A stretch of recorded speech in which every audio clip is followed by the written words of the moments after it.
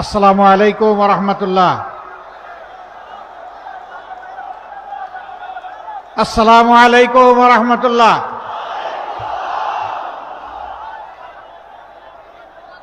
আপনারা গম আসেননি? মাশাআল্লাহ।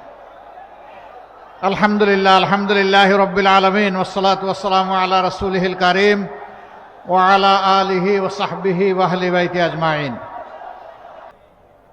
চট্টগ্রাম মহানগরী শুধুমাত্র বন্দর নগরী নয়, শুধুমাত্র বাণিজ্যিক রাজধানী নয়, এটি এক সুদীর্ঘ সংগ্রামী ইতিহাস আর প্রতিরোধের রাজধানী। বাংলাদেশে ৭১ সালে স্বাধীনতার ঘোষণা এখান থেকেই হয়েছিল।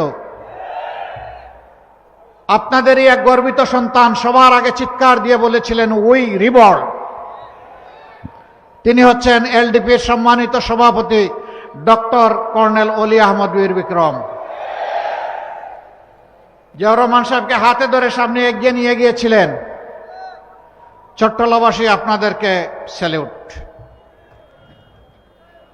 এই গর্বিত ইতিহাসের আপনারাই সূচনা করেছিলেন। কেন? তিনি আজকে আক্ষেপ করে বলেন, আমি লড়াই করেছি রণাঙ্গনে, আমি জাতীয়তাবাদী দল গঠনে আমি ছিলাম দ্বিতীয় ব্যক্তি জিয়াউর রহমান সাহেবের পরে। তিনি এখন বলেন, আমি এখন বিএনপিতে নাই, আমি থাকতে পারি না, কারণ এটি জিয়াউর রহমান সাহেবের বিএনপি নয়। তিনি বলেন, এটি বেগম জিয়ারও বিএনপি নয়।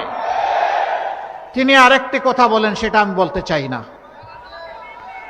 তার মুখ থেকে আপনারা শুনে নেবেন ইনশাআল্লাহ। এই 12 তারিখ নতুন ইতিহাস তৈরি হবে ইনশাআল্লাহ। হ্যাঁ, বিজয়ী হবে ইনশাআল্লাহ। এরপরের ভোটটা ন্যায় ইনসাফ ভিত্তিক সমাজ গঠনের জন্য। 11টা দলের 11টা প্রতীক আছে। আমরা কোনো দলকে আমাদের পেটে হজম করি নাই, এটা একটা দলকে অপমান করার শামিল।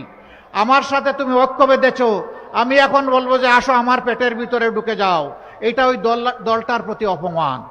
আমরা এটা করি নাই। সব দল আমরা নিজের প্রতীকে নির্বাচন করছি আলহামদুলিল্লাহ। ইনশাআল্লাহ এই লড়াইয়ে আমার বিজয় হবে ইনশাআল্লাহ তাআলা লাজিম। আমরাই বিজয়ী হব, 18 কোটি মানুষের বিজয় হবে ইনশাআল্লাহ।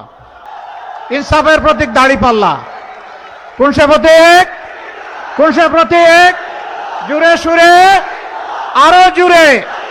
12 তারিখ সারাদিন সকাল সন্ধ্যা বিজয় হবে ইনশাআল্লাহ।